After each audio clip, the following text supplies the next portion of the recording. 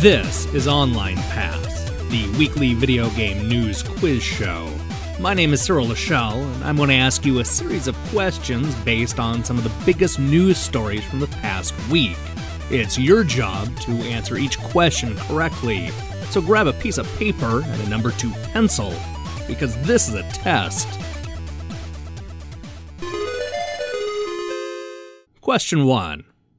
I'm only slightly exaggerating when I say that Nolan North is in every video game ever made. From Uncharted to Assassin's Creed to Arkham Knight, the prolific voice actor pops up just about everywhere. This week we learned that Nolan will be featured in Bungie's Destiny. What famous actor is he replacing? Question 2. I've got good news and bad news. The good news is that Tony Hawk's Pro Skater looks like it's finally back on track and the skateboarding champ will return to form later this year. Unfortunately, the bad news is that developer Robomoto decided to make a massive change to the game 2 months before release. What did they change? Question 3. This week, the internet erupted with excitement when Konami announced a brand new Silent Hill game. Why was that excitement short-lived? Question 4. There's trouble in the world of Azeroth. After more than a decade, gamers have begun to flee World of Warcraft in favor of a myriad of other MMOs. More than 1.5 million subscribers abandoned the game between the first and second quarters of this year, leaving Blizzard's online RPG at its lowest level since 2005. How many people are still subscribed to World of Warcraft? Question 5. Killer Instinct Season 3 was announced at Gamescom earlier this week. While no gameplay or information was given, Microsoft did unveil a surprise guest cameo. What rare replay superstar just made his debut in Killer Instinct? Question 6. I wasn't surprised when Mighty No. 9 was pushed to 2016. That was bound to happen. However, I was surprised when Microsoft and Creative Assembly announced an unexpected sequel. What real-time strategy game did they announce? And now, the throwback round, where I pull questions from old game magazines. Brace yourself, the next corner is tough. 20 years ago today, Nintendo of America was gearing up for the launch of the Virtual Boy.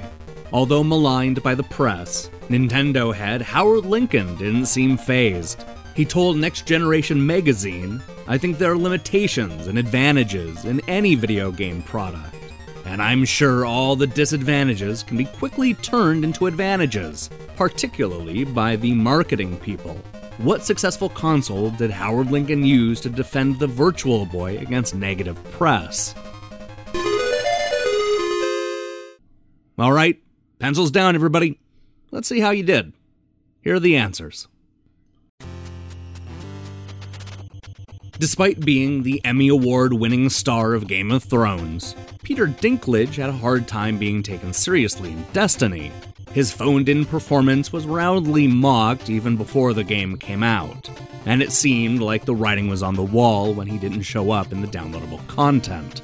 Now Tyrion Lannister is being replaced by Nolan North, a seasoned pro who should be able to read Bungie's dumb writing as it was originally intended. Only a few weeks before launch, Tony Hawk's Pro Skater 5 got a facelift. In a development nobody saw coming, the skateboarding simulator went from uber-realistic to cel-shaded. The new design certainly gives the game a more artistic look, but the sudden change is surprising so late in development. Of course, as long as Ollie Ollie 2 still exists, it doesn't really matter what happens to Tony Hawk's Pro Skater. Hey everybody, there's a new Silent Hill game. But don't get too excited, because it's not that Kojima del Toro joint that we were promised last year. In fact, the new Silent Hill won't play on any console you currently own. That's because it's a pachinko machine. That's right, Konami has once again decided to troll us. In case you're curious, the new machine will be based on Silent Hill 2, and... oh, who am I kidding? You don't care about pachinko. While losing 1.5 million subscribers sounds dire, the truth is that World of Warcraft remains a big moneymaker for Blizzard. There are currently 5.6 million subscribers, down from 7.1 million just earlier this year. At its peak, World of Warcraft had more than 12 million subscribers. At $15, the MMO is still bringing in roughly $84 million a month, which is more than I can say about most 11-year-old games.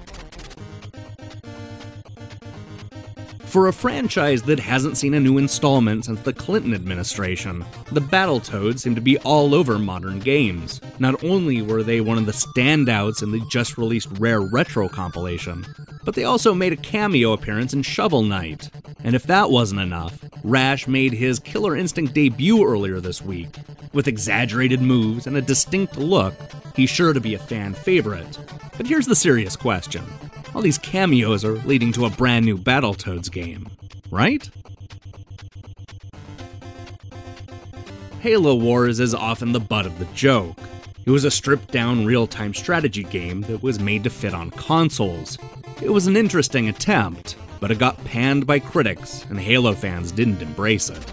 Apparently Microsoft still sees potential in the franchise, because Halo Wars 2 was just announced on the Xbox One and PC. At least it's not another sequel to Spartan Assault. Ugh. Even Howard Lincoln seemed aware that the Virtual Boy was a stinker. The Nintendo president made an impassioned plea to game journalists just months leading up to the launch, but it felt half-hearted at best. My recollection is that there were similar questions about the Game Boy when we launched it, noted Lincoln. Ultimately, the product is judged by our shareholders in terms of whether it sells, and whether it makes a good profit. In that case, the mission was not accomplished. So, how'd you do? Let me know in the comment section below, or tweet me. And make sure and share it with friends, and see if you know more about video game news than they do. I've been getting a lot of great feedback over the last couple of weeks, so I'm excited to see that you enjoy it. This is just the first step when it comes to game shows on this channel, but more on that in the near future. Make sure and subscribe to the channel and support what we're doing here. I just posted a preview of 20XX, the Mega Man X-inspired roguelike, and I went back in time to teach you 5 things you didn't know about Nintendo Power. Definitely check those out. Until then,